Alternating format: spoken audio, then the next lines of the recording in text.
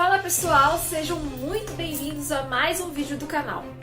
Há muito tempo o ser humano busca estudar o movimento e suas causas. Na Grécia Antiga, um nome muito importante desses estudos foi Aristóteles.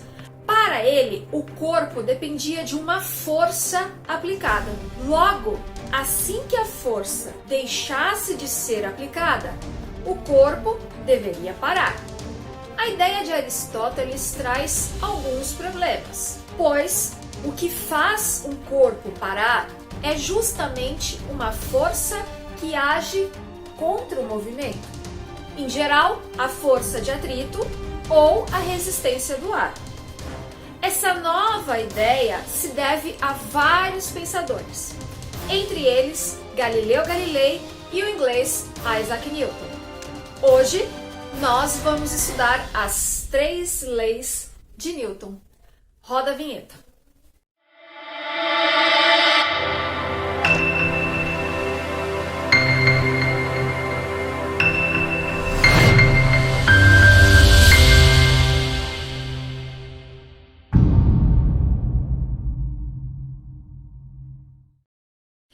Imagine que você esteja em pé dentro de um ônibus, parado em relação ao piso.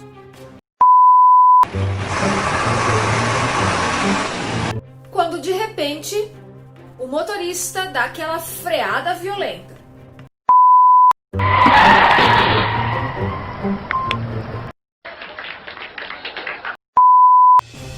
Nesse caso, o seu corpo entrará em movimento em relação ao motorista? Tempo para você me responder essa. Deixa aqui nos comentários que eu quero saber. Não sei. A primeira lei de Newton, também conhecida como princípio da inércia, diz que todo corpo tem uma preguiça natural e não quer alterar o estado em que está. Se o corpo estiver em movimento com velocidade constante, tende a permanecer em movimento com velocidade constante. Se o corpo estiver em repouso, tende a permanecer em repouso, a menos que uma força resultante seja aplicada sobre ele. Naquela situação do ônibus, como o motorista reduziu a velocidade bruscamente, o seu corpo tem a tendência de continuar o movimento. Nenhuma força te empurra para frente. Você estava em movimento e continuou em movimento. O que houve foi uma força de atrito que reduziu a velocidade do busão ao frear. Isso. Outro exemplo da primeira lei de Newton está no uso dos cintos de segurança. Se um carro parar de repente e o motorista e os passageiros estiverem sem o cinto de segurança, a tendência é que os corpos continuem em movimento, chocando-se contra o para-brisa ou o interior do carro. O cinto de segurança é o responsável por fazer uma força impedindo que o motorista e os passageiros continuem o movimento. Se você achou a primeira lei de Newton fácil, coloca aqui para mim nos comentários outros exemplos de inércia que você conhece. Vou ler tudo, hein? Para entender a segunda lei de Nelson, imagine a seguinte cena. Você está no mercado e o carrinho de compras está sobre o seu comando. O corredor está vazio. Só existe você e um super carrinho. Legal, bem louco, empolgante. O que você faz? Não sei. Isso mesmo. Você começa empurrando o carrinho discretamente, olhando para os lados, vendo se a sua mãe não está perto. Você empurra o carrinho com mais força, aumentando a sua velocidade. E quanto mais força você coloca no carrinho, maior é a aceleração e maior é a velocidade. Até que, ao atravessar o corredor, você dá de cara com a sua mãe. Fim de história.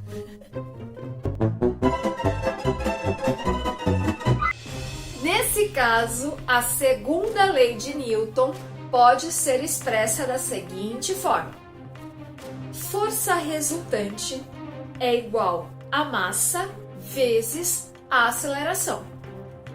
Força resultante é medida em newtons e usamos o símbolo N maiúsculo. Massa é medida em quilos e usamos as letras K e G minúsculos.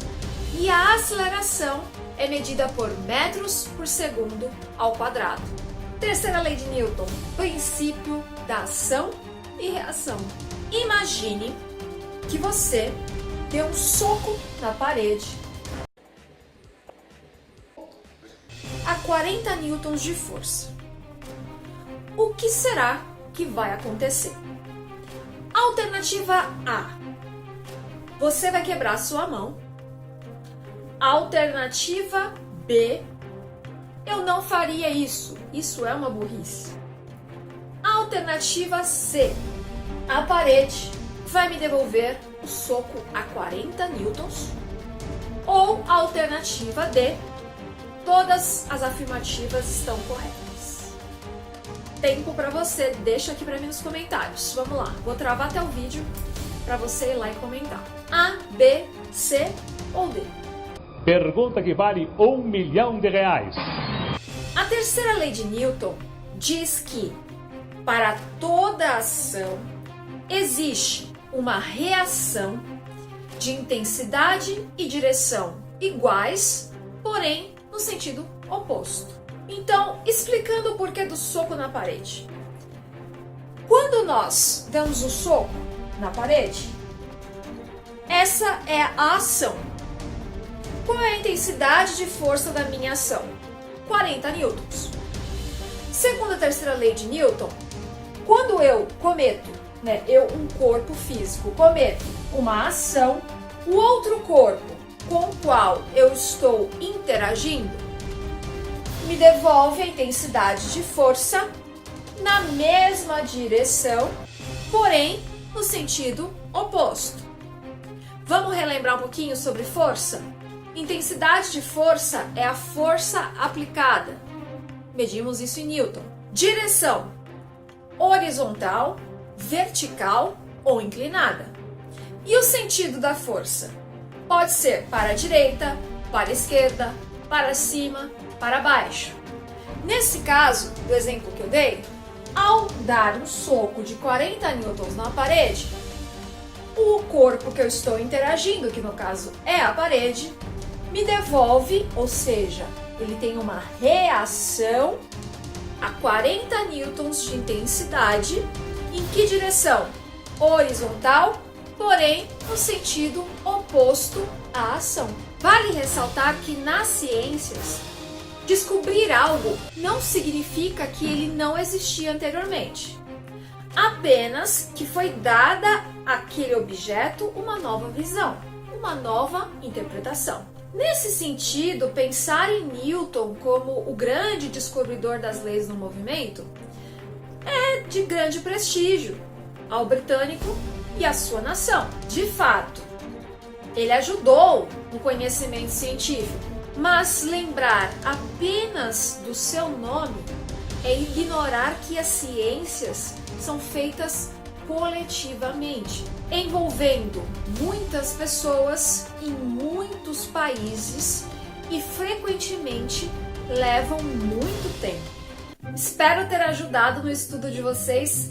Se você gostou, por favor, dá aquele like maneiro, sabe aquele joinha, aquele joinha que aquece o nosso coração de professor.